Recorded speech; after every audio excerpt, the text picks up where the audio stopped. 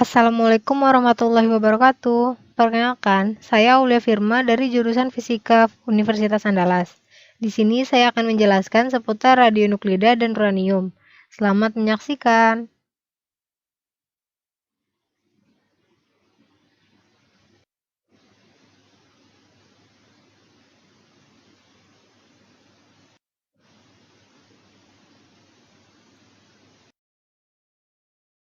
Pertama, mari kita bahas radionuklida terlebih dahulu.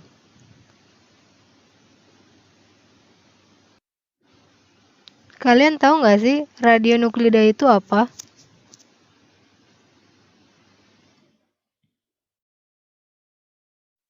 Yap, radionuklida adalah suatu isotop dari zat radioaktif yang mampu memancarkan radiasi dengan intensitas tertentu.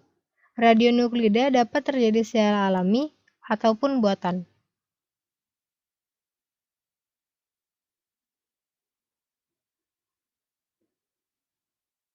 Yang pertama, radionuklida alamiah, yaitu radionuklida yang terbentuk secara alami, terbagi menjadi dua. Yang pertama primordial, yaitu radionuklida yang telah ada sejak bumi diciptakan.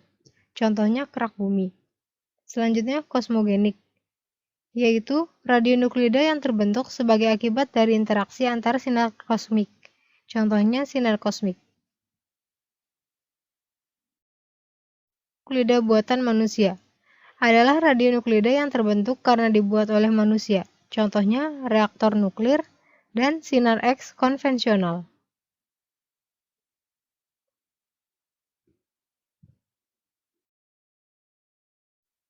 Uranium adalah unsur radioaktif alam yang pertama kali dikenal oleh manusia. Uranium bukan logam yang jarang karena keberadaannya di alam mencapai 50 kali lebih banyak dibanding air raksa. Berikut adalah tabel periodik di mana uranium memiliki nomor atom 92 dan nomor massa 238.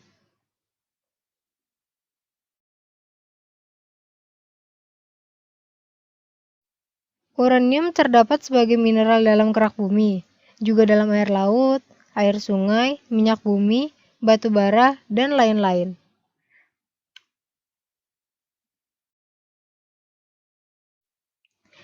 Peristiwa-peristiwa alam dan proses geologi telah membentuk uranium sebagai mineral.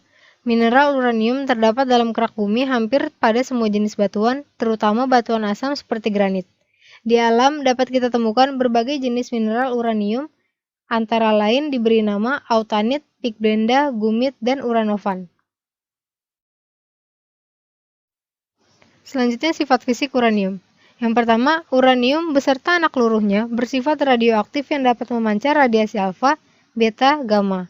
Kedua, dalam deret peluruhannya uranium juga menghasilkan gas radon yang terlepas ke dalam udara. Ketiga, oksidasi alam dari uranium memiliki warna kehijauan, kekuningan, dan coklat tua yang mencolok seperti pada gambar. Selanjutnya yang keempat, apabila disinari cahaya ultraungu, uranium akan mengeluarkan cahaya fluoresensi yang sangat indah dan akan mudah dikenali, seperti pada gambar.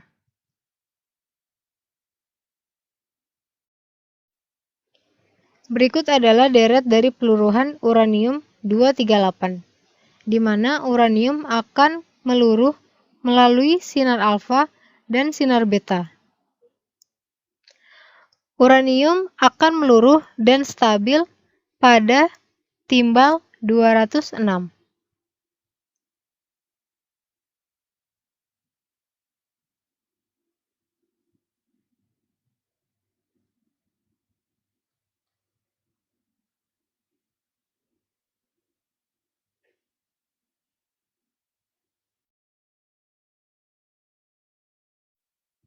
Selanjutnya, berikut adalah peta persebaran uranium di Indonesia.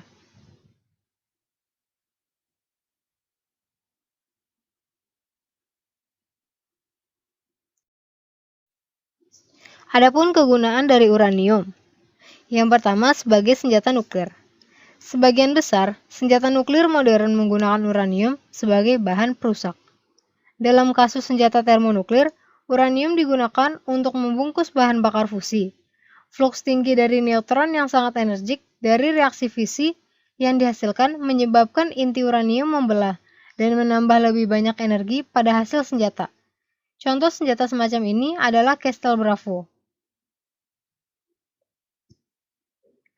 Selanjutnya yang kedua, sumber energi bagi PLTN.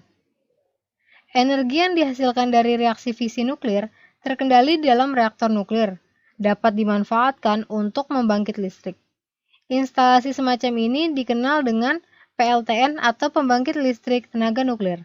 Salah satu bentuk reaktor nuklir adalah reaktor air bertekanan. Pada bulan Maret 1896, Becquerel melakukan persenyawaan kimia dari unsur uranium dan menghasilkan pancaran cahaya ke sekitarnya. Senyawa ini kemudian ditempatkan di atas dry pellet foto yang dibungkus dengan kertas hitam tipis, seperti pada gambar yang sebelah kiri. Selanjutnya, untuk mendeteksi kebocoran pipa. Radiasi dari uranium dapat digunakan untuk memeriksa cacat pada logam atau sambungan las, yaitu dengan merongsen bahan tersebut.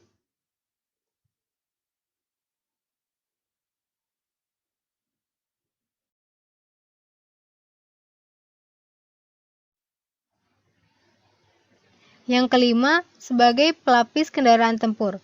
Uranium digunakan militer Amerika Serikat sebagai pelapis tank M1 Abrams. Yang keenam, penyimpan makanan. Kita mengetahui bahwa bahan makanan seperti kentang dan bawang, jika disimpan lama akan bertunas.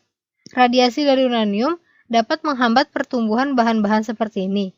Jadi, sebelum bahan tersebut disimpan, diberi radiasi dengan dosis tertentu, sehingga tidak akan bertunas. 7. Sebagai perisai radiasi. Uranium sekitar 5 kali lebih baik sebagai pelindung sinar gamma daripada timah.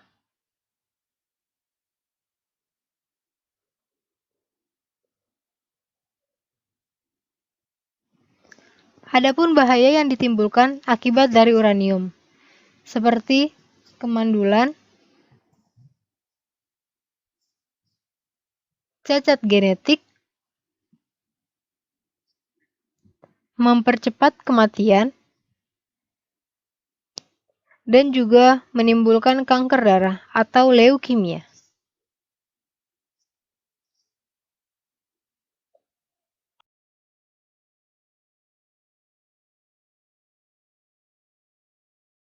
Reaktor nuklir. Dalam video ini, kita akan mempelajari mengenai reaktor nuklir. Reaktor nuklir adalah perangkat modern yang banyak digunakan untuk pembangkit listrik. Kita tahu bahwa bahan bakar fosil tradisional seperti batu bara berada dalam kepunahan. Reaktor nuklir adalah sumber panas yang hebat yang digunakan untuk pembangkit listrik tenaga nuklir. Mekanismenya mirip dengan tungku dalam generator uap. Generator uap digunakan untuk menggerakkan turbin dari sebuah generator listrik.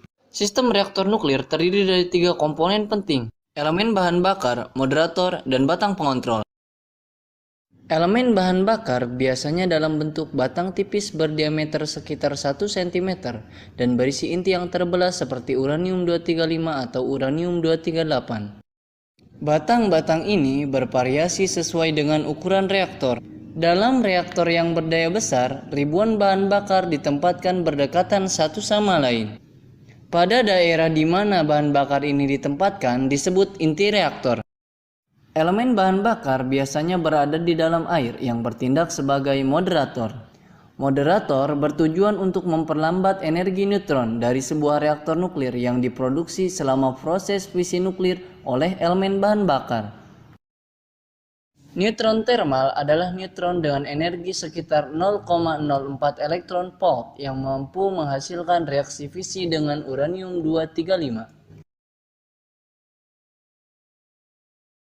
Reaksi fisi memproses neutron baru yang memiliki energi sekitar 1 mega elektron volt.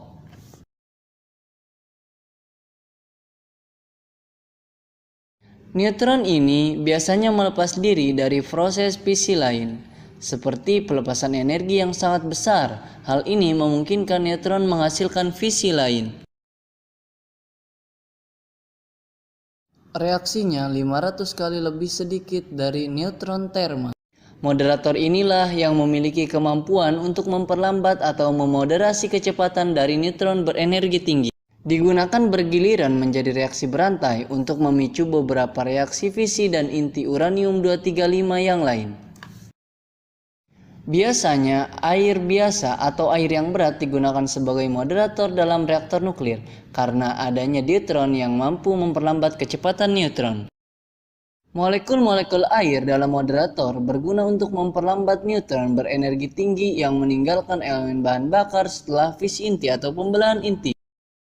Neutron berenergi tinggi inilah yang bertabrakan dengan molekul air. Dengan demikian, neutron kehilangan beberapa energi pada setiap tumbukan, dan oleh karena itu ia melambat. Reaksi fisi yang baru sekarang dapat menggerakkan neutron lambat tadi dengan membenturkannya dengan elemen bahan bakar. Dan yang ketiga, bagian yang paling menonjol dari reaktor nuklir adalah batang kendali, berfungsi untuk memperoleh energi output yang stabil dari reaktor nuklir. Setiap reaksi tunggal harus memicu reaksi fisi yang lain dan memastikan ketersediaan cadang neutron yang dilepaskan untuk memicu reaksi rantai. Dengan mengendalikan jumlah cadangan neutron yang tersedia, diberikan waktu untuk mengontrol laju reaksi berantai fisi nuklir. Pengontrolan pada reaksi fisi dapat dikontrol menggunakan batang kendali. Fungsi utama dari batang kendali adalah menyerap kelebihan atau cadangan neutron dalam moderator untuk mencegah reaksi fisi lebih lanjut. Pada umumnya, batang kendali terbuat dari boron atau kadmium. Energi output yang stabil dapat dipertahankan dengan menyisipkan atau menghilangkan batang kendali dalam reaktor nuklir.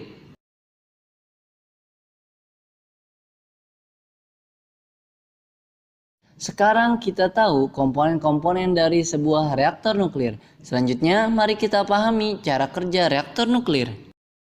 Reaktor nuklir biasanya tertutup dengan perisai yang dibuat dari dinding yang tebal. Terdiri dari reaktor inti, pompa, dan penukar panas.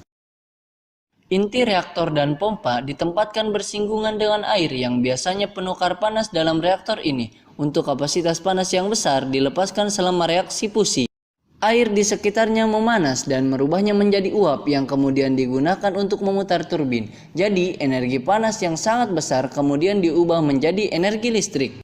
Air terus mengalir masuk dan keluar dari reaktor nuklir menggunakan pompa. Reaktor nuklir berhasil menghasilkan energi nuklir dari reaksi fisi.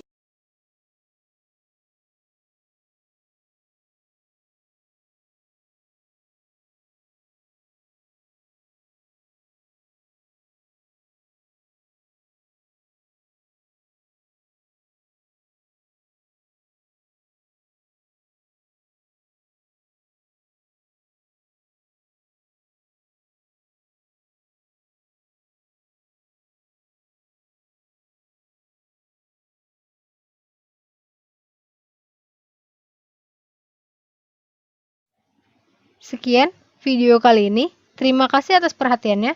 Kurang lebih saya mohon maaf. Wassalamualaikum warahmatullahi wabarakatuh.